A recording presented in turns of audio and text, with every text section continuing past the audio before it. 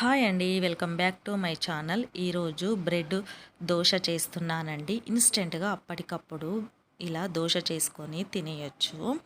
5 or 6 bread స్లైసెస్ని తీసుకొని సైడ్కున్న brown colour పార్ట్ని తీసివేయకుండా చిన్న చిన్న ముక్కలుగా చేసుకొని మిక్సీ జార్లోకి వేసుకోవాలి.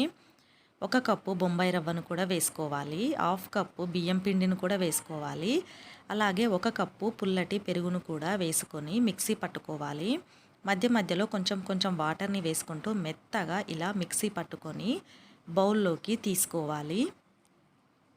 ఇప్పుడు టేస్ట్కు సరిపడా సాల్ట్ను కూడా వేసుకోవాలి. కొంచెం వంట సోడాను కూడా వేసుకోవాలండి. వంట సోడా వేయడం వల్ల పిండి కొంచెం పులుస్తుంది. ఇప్పుడు పిండి మొత్తాన్ని మంచిగా కలుపుకోవాలి. ఇప్పుడు మూత పెట్టి ఒక 20 నిమిషాలు పిండిని పక్కన పెట్టుకోవాలండి. ఇలా పక్కన పెట్టడం వలన పిండి కాస్త పులుస్తుందండి. తర్వాత 20 నిమిషంల తర్వాత ఒకసారి పిండి మొత్తాన్ని మంచిగా కలుపుకోవాలి.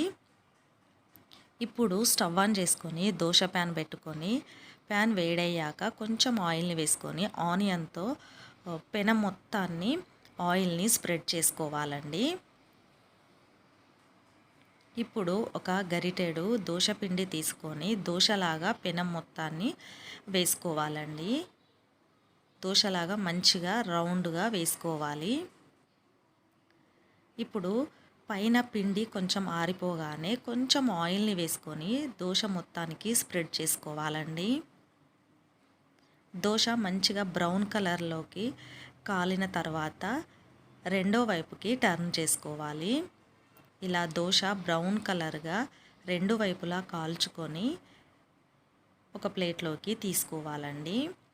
మనకు దోశ క్రిస్పీగా కావాలంటే పల్చగా వేసుకోవాలండి.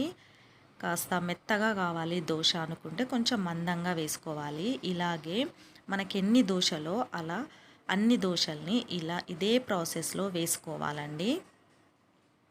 ఇన్స్టెంట్గా అప్పటికప్పుడు దోశలు తినాలి అని అనిపిస్తే ఇలా ఒకసారి ట్రై చేయండి. నా వీడియోని చివరి వరకు చూడండి. ఇప్పుడు ఈ దోశలని పల్లీ చట్నీతో కానీ అల్లం చట్నీతో కానీ చాలా టేస్టీగా ఉంటాయండి. మేమైతే పల్లీ చట్నీతోని తిన్నాము.